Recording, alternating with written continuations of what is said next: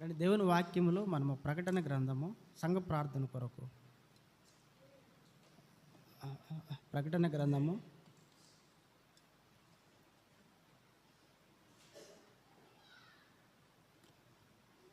అందరం కలిసి 2వ అధ్యాయము 5వ వచనాన్ని చదువుదాం. 2వ అధ్యాయం 5వ వచనం చదువుదాం. ప్రకటన గ్రంథం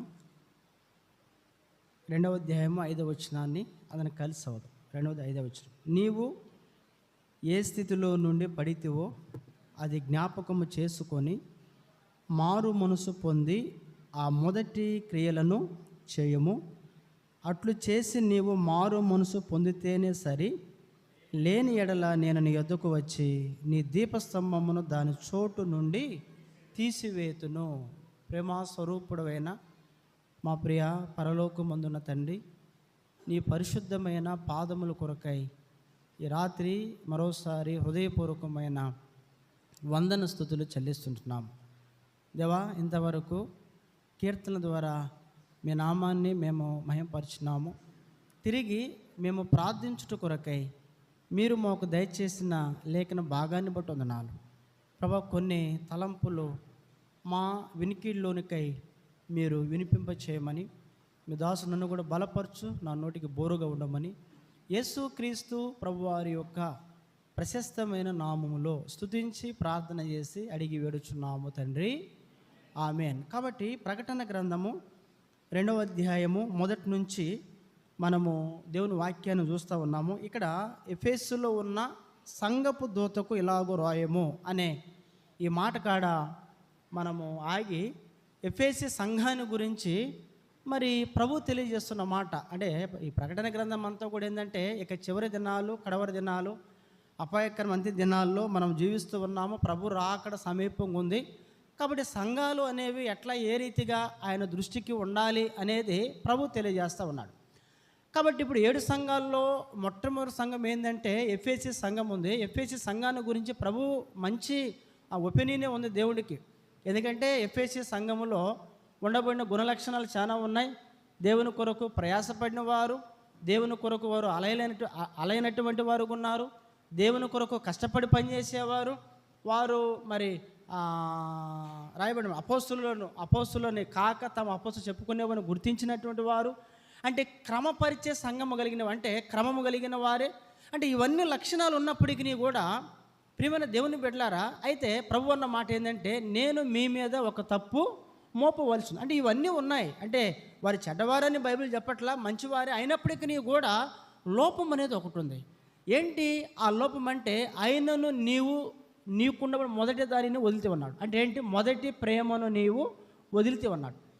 కాబట్టి ఇప్పుడు 5వ వచనంలో రాయబడిన మాట ఏంటంటే నీవు ఏ స్థితిలో నుండి పడితే అది జ్ఞాపకము చేసుకొని మారు మనసు పొంది అన్నాడు. అంటే మారు మనసు పొందటం మనకు అర్థం ఏంటి? మరలా అంటే ఎక్కడైతే ఆ సంఘము పడిపోయిందో ఆ పడిపోయిన దానిని తిరిగి మరలా సమకూర్చుకోమని ప్రభు చెప్పే మాట సంఘానికి. ఒకవేళ నువ్వు మారు మనసు పొంది ఆ మొదటి క్రియను నువ్వు చేయలేదనుకో, నేనే వచ్చి నీ దీపస్తంభాన్ని నీ యొద్ద నుండి నేను ప్రభు చెప్పినాడు.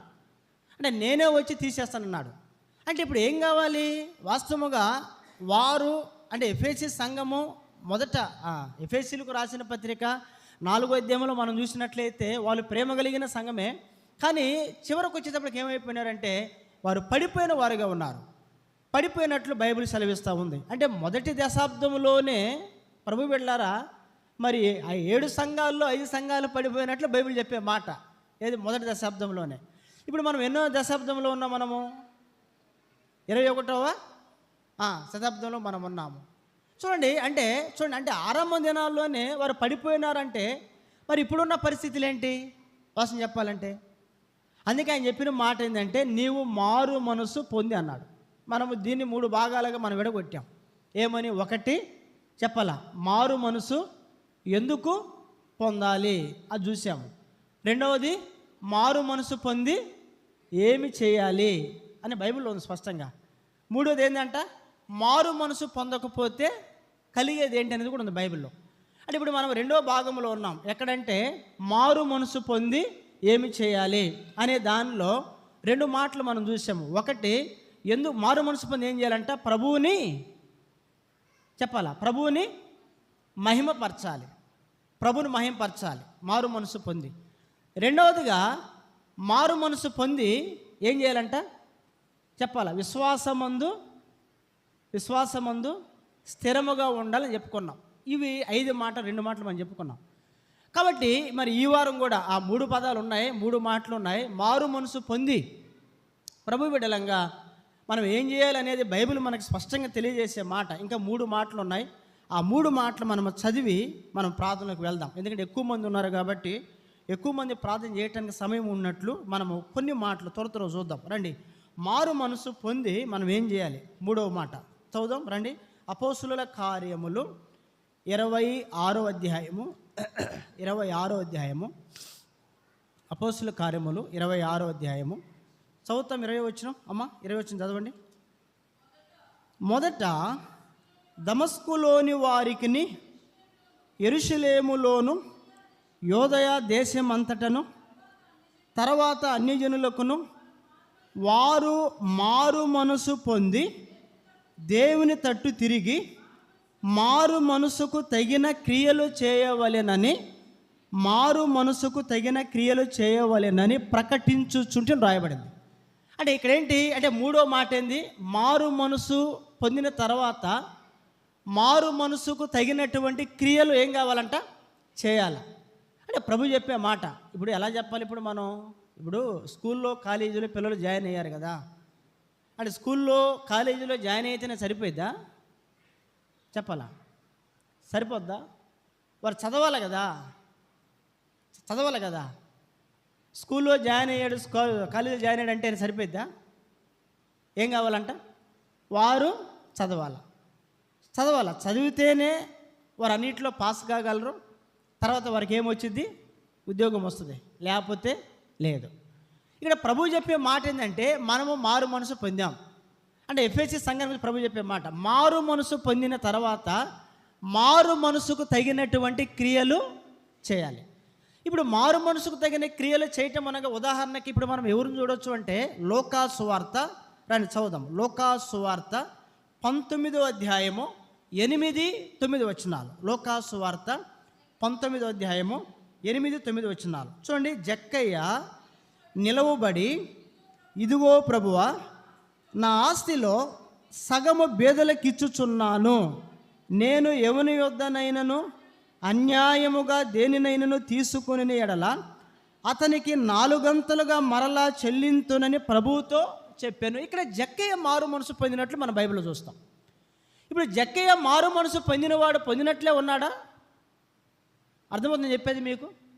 జక్కయ్య మారు మనసు పొందిన తర్వాత మారు మనసుకు తగినటువంటి క్రియలను జక్కయ్య చేసినట్లు బైబిల్లో ఉంది. ఇప్పుడు ఆయన మారు మనసు పొందాడు, ప్రభువుని చేర్చు, అంతవరకు అయిపోయింది. దేవుడేమన్నాడు? జక్కయ్య నేను నీ ఇంట ఉండవలసి ఉంది అన్నాడు. సరే బాగానే ఉంది. ప్రభు అంతకంటే ఇంకేం కావాలో? భాగ్యమో, నువ్వు నా ఇంట్లో ఉండాలి, నేను నీతో ఉండి చాలు, అందువల్ల బాగానే ఉంది, అయిపోయింది. కానీ ఇప్పుడు ఆయన ఏమంటున్నాడు? ప్రభు ఏమని చెప్పినాడా? నువ్వు వాళ్ళకి ఇవ్వు, వీళ్ళకి ఇవ్వు, ఎవరి దగ్గర తీసుకున్నావు అన్నాడా దేవుడు? చెప్పాడా దేవుడు చెప్పలా.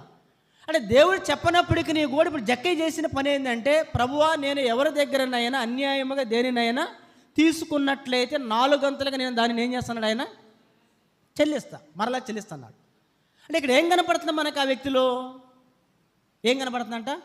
మారు మనసుకు తగిన క్రియలు అని అర్థం. అంటే ఇప్పుడు ఒక వ్యక్తి మారు మనసుకు తగిన క్రియలు చేయాలి. ఇప్పుడు చేయాలంటే ఇప్పుడు ఎలా చేయాలి, ఎలా ఉండాలనే దానికి రుజువు ఆధారము ఉదాహరణకి జక్కయ్య యొక్క జీవితాన్ని మనం చూడవచ్చు. అంటే జక్కయ్య మారు మనసు పొందిన తర్వాత ఆయన ఊరికే ఉండలా. ప్రభు బిడ్డలారా గమనించాల. మారు మనసు పొందిన తర్వాత ప్రభుతో చెప్పిన మాట అదే, అయ్యా నేను అన్యాయంగా జీవించాను, ఒకవేళ నేను ఎవరి దగ్గర అయినా అన్యాయం తీసుకున్నట్లయితే దానిని తిరిగి మరలా నేను చెల్లిస్తా ఉన్నా. దీన్ని ఏమంటారు? మారు మనసుకు తగినటువంటి క్రియలు చేయటం అని అర్థం. బైబిల్ మనకు సెలవిచ్చే మాట. అంటే ఏంటి అర్థము? అంటే పాతవి అన్నిటిని కూడా విడిచిపెట్టడం అర్థం. ఒక మాట చదువుదాము, త్వర చదువుదాం. కీర్తన క్షమించాల, యెషయా గ్రంథము 55:7 చదవండి. యెషయా గ్రంథము 55:7. యెషయా గ్రంథము 55:7. చూడండి. భక్తిహీనులు తమ మార్గమును విడవవలెను, దుష్టులు తమ తలంపులను మానవలను.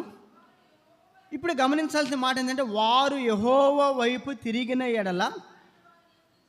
ఇప్పుడు ఈ వచనంలో మనకి ఏమర్థమైంది? ఈ వచనంలో ఏమర్థమైంది మనకి చెప్పాలా? ఈ వచనంలో ఏమర్థమైంది మనకి? 55 ఏళ్ళు రాయబడిన మాట ఏంటి? భక్తిహీనులు తమ మార్గమును ఏం చేయాలంటే విడవవలెనంటే, ఇప్పుడు వాస్తవంగా జక్కయ్య అనే వ్యక్తి యేసుప్రభుని నమ్ముకోక మునుపు ఎవరో వ్యక్తి భక్తిహీనుడే కదా. అంటే ఇప్పుడు తన మార్గాన్ని ఏం చేసినాడు? ఆయన విడిచిపెట్టినాడు. ఇప్పుడు ఆయన పూర్తిగా విడిచిపెట్టే రుజువాధారం ఏంటంటే, నేను ఎవరి దగ్గర అయితే అన్యాయం తీసుకున్నాను దాన్ని మరలా నేను 4 గంటలుగా చెల్లిస్తున్నాను అంటేనే అదే ఆ వ్యక్తి తన మార్గాన్ని విడిచిపెట్టడానికి రుజువు ఆధారం. నేను విడిచిపెట్టాను, నేను చేయట్లేదనే దానికి రుజువు ఆధారం ఏంటంటే, ప్రభువా ఇదిగో నేను అన్యాయం తీసుకున్నాను కాబట్టి నేను ఇదిగో 4 గంటలు చెల్లిస్తా ఉన్నా అంటే ఏంటి? నా మార్గాన్ని, నా దుష్ట మార్గాన్ని, భక్తిహీనత మార్గాన్ని నేను ఏం చేస్తూ ఉన్నాను? నేను అంటే ఏంటి? పాత దాన్ని విడిచిపెట్టా. ఇప్పుడు నేనేంటి? మారు మనసు పొందే కాబట్టి మారు మనసుకు తగినటువంటి క్రియలను నేను చేస్తూ ఉన్నానని జక్కయ్య జీవితం అక్కడ ఉదాహరణగా ఇవ్వబడింది. కాబట్టి మారు మనసు పొందిన తర్వాత ప్రభు బిడ్డలైనటువంటి వారు సంఘం ఏం చేయాలనేది బైబిల్ చెప్పే మాట మనకి. ఏం చేయాలంట చెప్పండి? చెప్పాలా? మారు మనసుకు తగిన క్రియలు చేయాలి. ఏంటి క్రియలు? ఉదాహరణకు ఎవరిని చూసాం మనము? జక్కయ్యని చూసినాం. జక్కయ్య ఏం చేసినాడు? అన్యాయం తీసుకున్న దాన్ని తిరిగి 4 గంటలకు ఇచ్చాడు. 4 గంటలకు ఇచ్చినట్టు బైబిల్లో రాయబడింది. ఇది మొదటి మాట. చెప్పండి చెప్పండి. మారు మనసు పొంది మారు మనసుకు తగిన క్రియలు చేయాలి అంటే ఈరోజు మొదటి మాట, పోయిన వారం చెప్పుకోండి ఇది 3వ మాట. రండి 4వ మాట చదువుదాం. 4వ మాట లూకాసు వార్త 2వది. ఈ వారంలో 2వది మారు మనసు పొంది ఏం చేయాలి అంటే 2వది ఒక మాట చదువుదాం. 2వది లూకాసు వార్త 3వ అధ్యాయము. అమ్మ చదువు 8వ వచనం. తల్లి చదువు.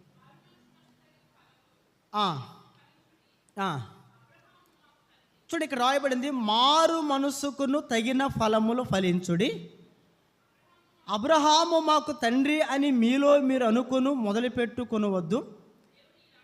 ఇప్పుడు ఏంటి చెప్పాలా? ఇప్పుడు వాస్తవంగా ఏంటంటే, ఇప్పుడు శాస్త్రులు పరిశీలన గురించి ప్రభు చెప్పే మాట ఏంటంటే 8వ వచనంలో మారు మనసుకు తగినటువంటి ఫలాల్ని మీరు ఫలించమని చెప్పినాడు.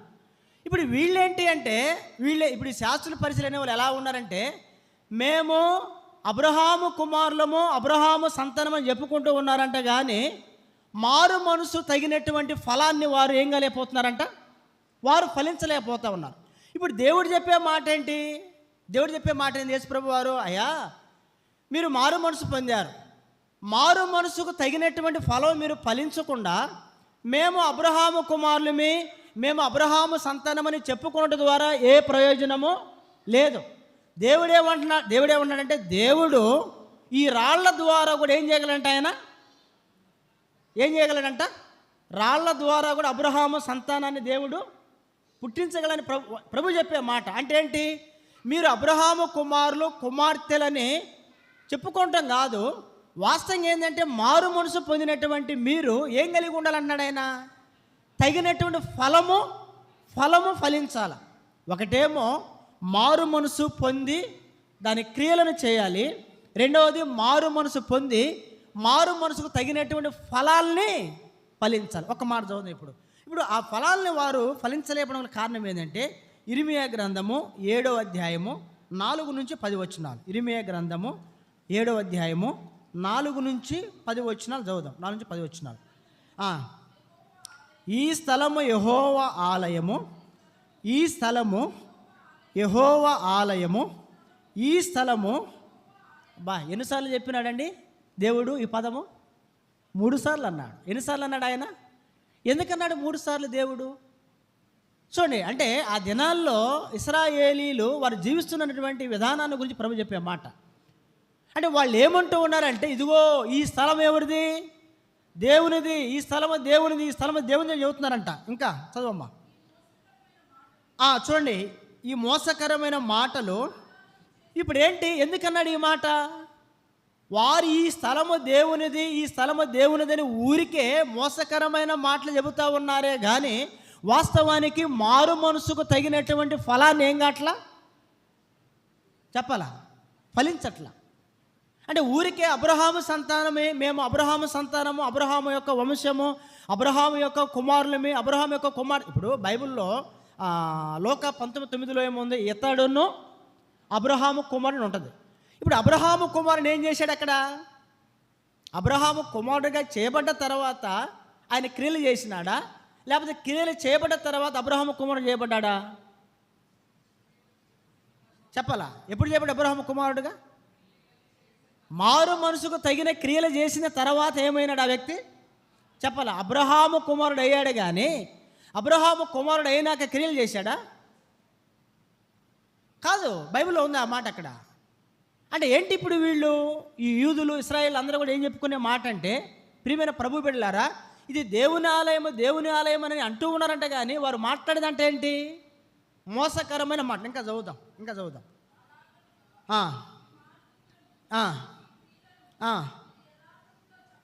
యథార్థముగా చక్కపరుచుకొని ప్రతివాడు తప్పక న్యాయము జరిగించి పరదేశులను, తండ్రి లేని వారిని, విధవరాండును బాధింపకయు, ఈ చోట నిర్దోష రక్తము చిందింపకయు, మీకు కీడు కలుగుజేయు అన్య దేవతలను అనుసరింపకయు నుండిన ఎడల ఈ స్థలమున తమకు నిత్యముగా నుండుటకై పూర్వకాలమున నేను మీ పితరులకు ఇచ్చిన దేశము మిమ్మును చూడండి కాపురముదును లేకపోతే కాపురముంచని ప్రభు చెప్పిన మాట. అంటే ఇక్కడ మనం చూసింది ఏంటంటే, ఈ వచనాలు అన్నిటిలో కూడా వారు మారు మనసుకు తగినటువంటి ఫలాలు ఏమి కూడా వారు ఫలించట్లా ప్రభు చెప్పిన మాట. అంటే ఇవన్నీ లేకుండా ఇది దేవుని ఆలయము, ఇది దేవుని మందిరము అని చెప్పుకున్న ద్వారా ఏ ప్రయోజనము లేదు. అలానే మేము అబ్రహాము కుమారులమే, అబ్రహాము యొక్క సంతానం అని చెప్పుకున్నట్లో ఏ ప్రయోజనం లేదని ప్రభు చెప్పిన మాట. దేవుడు రాళ్లతో అబ్రహాముకి ఏం పుట్టించగలడంట? పిల్లను పుట్టించగలడు. అంటే మీరు చెప్పుకునేది కుమార్తెలని, రాళ్ళ ద్వారా దేవుడు చెప్పాలా అబ్రహాముకి పిల్లను పుట్టించగలడు ప్రభు చెప్పిన మాట. కాబట్టి రెండవది చెప్పాలి, మారు మనసుకు తగిన ఫలము. ఒకటి క్రియలు, రెండవది ఏంటంట? ఫలము. మూడవ మాట చదువుదాం రండి. మూడవ మాట అక్కడే ప్రకటన గ్రంథం 2వ అధ్యాయము 5వ వచనం చదువుదాం. నువ్వు ఏ స్థితిని పడితివో అది జ్ఞాపకము చేసుకొని ఆ మారు మనసు పొంది, ఇప్పుడు ఏంటంట మారు మనసు పొంది ఏం చేయాలంట? ఆ మొదటి క్రియ చేయాలి. మారు మనసు పొంది ఏం చేయాలంట? ఆ మొదటి క్రియ చేయాలి. అంటే మొదట్లో, అంటే ఆరంభంలో ఎలాగైతే ఎఫెసీ సంఘం ఉందో దాన్ని కొనసాగ. బైబిల్లో ఉంది కదా, కార్య ఆరంభము కంటే కార్య అంతం ఏంటంట మేలు అని ఉంటుంది. బైబిల్ సెలవిచ్చే మాట, కార్య ఆరంభము కంటే కార్య అంతము మేలు. కాబట్టి ఇక్కడ రాయబడిన మాట ఏంటంటే, ఆ మొదటి క్రియను మారు మనసు పొంది ఆ మొదటి క్రియను చేయాలి. ఇప్పుడు ఆ మొదటి క్రియను చేయటం ద్వారా ప్రభు చేసేది ఏంది? మలాకీ గ్రంథం 3వ అధ్యాయము 4వ వచనం చదువమ్మా. మలాకీ గ్రంథం 3వ అధ్యాయము 4వ వచనం. మలాకీ గ్రంథం 3వ అధ్యాయం 4వ వచనం. అప్పుడు మునుపటి దినములలో ఉండినట్లును యోధావారును యెరూషలేము నివాసులను చేయు నైవేద్యములు యెహోవాకు. అంటే ఇప్పుడు మన ప్రార్థనలన్నీ దేవునికి ఎలా ఉంటాయి?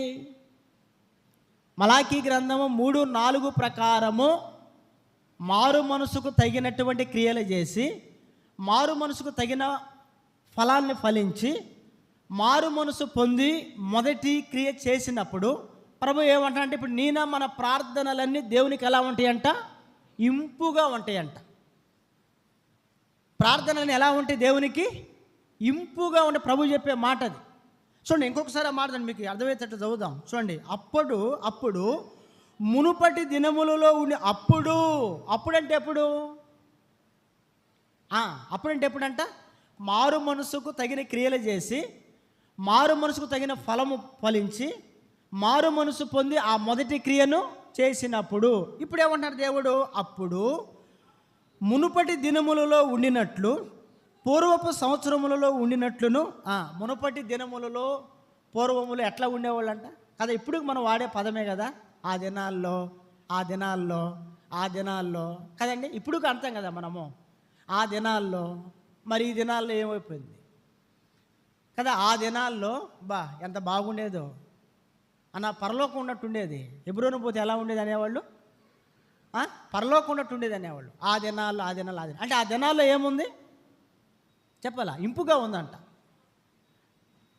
అంటే ప్రభు చెప్పే మాట ఆ దినాల్లో అనే మాట ఎక్కడైనా సరే, జెరూషలేములోనైనా, హెబ్రోనులోనైనా, సియోనులోనైనా, ఆ దినాల్లో, ఇప్పటికీ అందరూ వాడే మాట అసలు ఆ దినాల్లో ఎంత బాగుండేదో, అసలు ఎట్లుండేదోనని కదా. ఎందుకని ఆ దినాల్లో అవి ఉన్నాయి, మారు మనసుకు తగిన క్రియలు కలిగి ఉన్నారు. ఆ దినాల్లో మారు మనసుకి తగిన ఫలాన్ని ఫలించేవారు. ఆ దినాల్లో మారు మనసు పొంది మొదటి క్రియను వారు చేస్తున్నవారు. కాబట్టి ఆ దినాల్లో అంత ఇంపుగా, అంత సువాసనగా ఉంది. ప్రభు నేటి దినాల్లో కూడా చెప్పే మాట అది. ఆ మాట చదువుదాం తల్లి, ఇంకోసారి చదువుదాం. చూడండి, యోదావారును యెరూషలేము నివాసులను చేయు నైవేద్యము అనేది దేని చూపెడతా ఉన్నది, అది ప్రార్థన. అంటే మనము చేసే ఈ ప్రార్థన దేవునికి ఎలా ఉన్నది, ఇంపుగా ఉండదంట, దేవునికి అంగీకారయోగ్యముగా ఉంటుంది. ప్రభు చెప్పే మాట. ఇంకొక మాట కూడా చదువుదాం, యెషయా గ్రంథం 1:26. ఆ మాట చదివి మనం ప్రార్థన చేద్దాం. యెషయా గ్రంథము 1:26.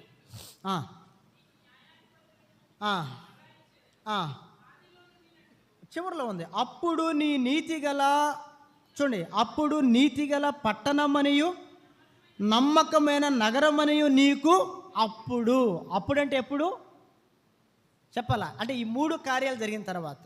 అప్పుడంటే ఎప్పుడంట, ఈ 3 సంగతులు, ఒకటి క్రియలు, రెండోది ఫలము చెప్పాలి, మూడోది మొదటి దానిని.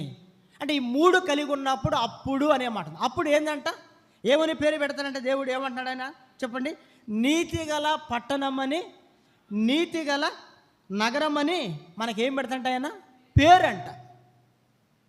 పేరంట. కాబట్టి ఇవన్నీ అంటే దేవునికి మనము చేయు ఈ ప్రార్థన ఇంపైన సువాసనగా ఉండాలన్నా, మనకి నీతిగల నమ్మకమైన నగరమని, పట్టణమని పేరు పెట్టాలన్నా అప్పుడు అంటే ఎప్పుడు అంటే ఆ 3 క్రియలు, ఒకటి క్రియలు, రెండవది ఫలము, మూడోది మొదటి క్రియ. ఈ మూడు అనుభవాలు కలిగి ఉన్నప్పుడే మనం చేసే ప్రార్థన ధూపం వల్ల ఎక్కడికి పోయిద్దంట, దేవుని సన్నిధికి చేరేది. అప్పుడు ప్రభు ఏం చేస్తాడు, మన ప్రార్థన ఆయన ఆలకిస్తాడు. అదే చెప్పండి మాట అక్కడ. కాబట్టి ఇది మారు మనసు పొంది చేయవలసింది. చెప్పండి, ఒకటి మారు మనసు పొంది ప్రభువుని మహిమపరచాలి. రెండవది మారు మనసు పొంది విశ్వాసమందు స్థిరముగా ఉండాలి. మూడవది మారు మనసు పొంది చెప్పాలి, మారు మనసుకు తగిన క్రియలు చేయాలి. నాలుగవది మారు మనసు పొంది మారు మనసుకు తగిన ఫలాల్ని ఫలించాలి. ఐదవది మారు మనసు పొంది చెప్పాలా, ఆ మొదటి క్రియను చేయాలి. అప్పుడు చేసినప్పుడు ఏముంది, మనము చేయు నైవేద్యము దేవునికి ఎలా ఉంటుందంట, ఇంపుగా ఉంటుంది. అప్పుడు యోదావారు యెరూషలేము వారికి ఏం పేరంట చెప్పాలా, నమ్మకమైన నీతిగల వారని వారికి ఏం పెడతారంట పేరు. ఇంకేంది, అప్పుడు మన ప్రార్థనకి ఏమొచ్చినట్లు, జవాబు వచ్చినట్లే ఇంకా. కాబట్టి ఇది 2వ తలంపు. దేవుని చిత్తమైతే వచ్చే వారము చూద్దాం ఏమని అంటే, మారు మనసు పొందకపోతే ఏం జరిగిద్ది అనేది బైబిల్లో మనం చూద్దాం. వచ్చేవారం రండి ప్రార్థన చేస్తాము. మరి ప్రార్థన చేయండి. రేపు సిస్టర్స్ మీటింగ్ కొరకు తిరిగి గురువారం